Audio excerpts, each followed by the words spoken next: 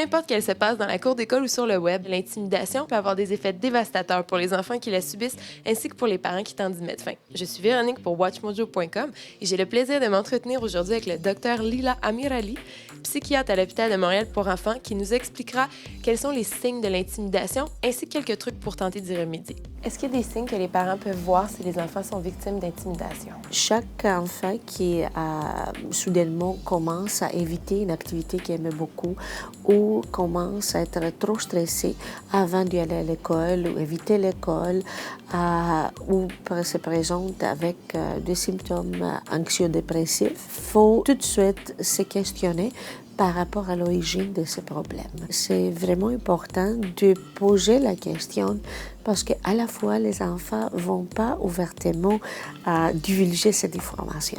Comme vous l'avez mentionné, certains enfants cachent justement le fait qu'ils sont victimes d'intimidation. Est-ce qu'il y a des moyens que les parents peuvent faire en sorte que l'enfant se confie à eux? Les exigences ou les attentes de l'enfant peuvent à la fois ne lui permettent pas de divulguer cette information aux parents par la peur qu'il sera vu comme quelqu'un faible, quelqu'un qui n'est pas capable.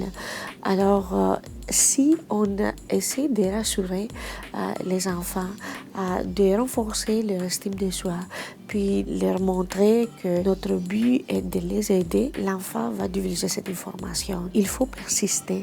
Puis il faut persister à une façon qui inclut pas un jugement. Est-ce qu'il y a des effets à long terme de l'intimidation? Malheureusement, aujourd'hui, on est en train de découvrir des effets qui vont beaucoup plus loin que l'adolescence.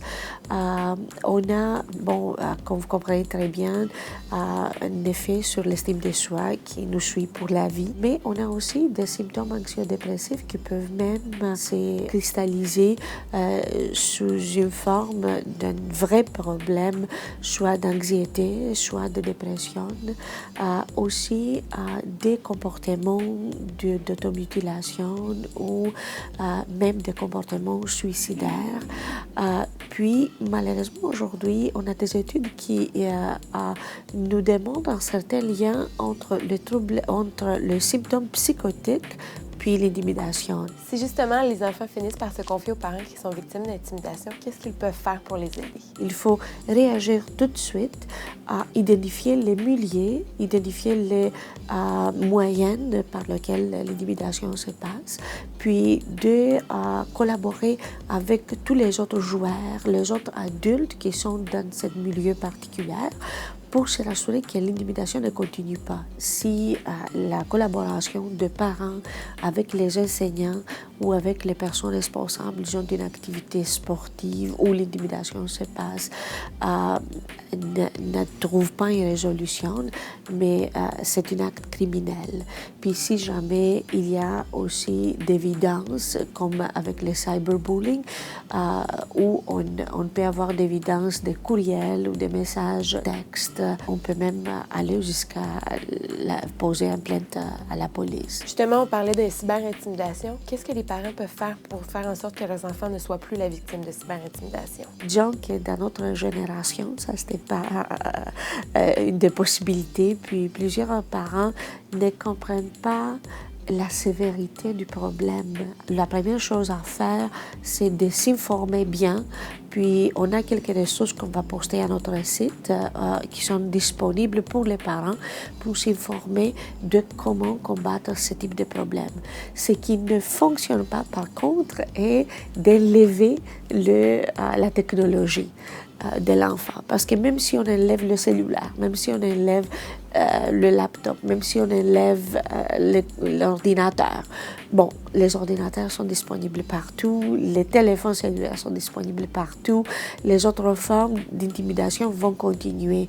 Puis ça, c'est comme une sorte de communication extrêmement importante pour les enfants et les ados aujourd'hui. Les soutiens peuvent venir par les mêmes mesures aussi, par les mêmes outils. Alors, c'est important de voir comment bien utiliser ces outils, puis pas le enlever. Comment peut-on prévenir la cyber-intimidation? Le web, à la fois, puis la distance physique, géographique, qui ne nous permet pas de voir la réaction de l'autre personne n'aide pas la personne de vraiment comprendre que ce qu'ils ont fait a des conséquences sévères. C'est pour ça que le rôle de famille est extrêmement important, le rôle de parents, enseigner les enfants comment utiliser ces technologies-là. La chaleur dans la famille, les comportements, les attitudes acceptées dans une famille, la façon que les personnes se relatent l'un à l'autre, puis qui soutiennent l'autre est tellement importante. Puis c'est ça qui peut faire une grande différence à la résilience d'un enfant, puis comment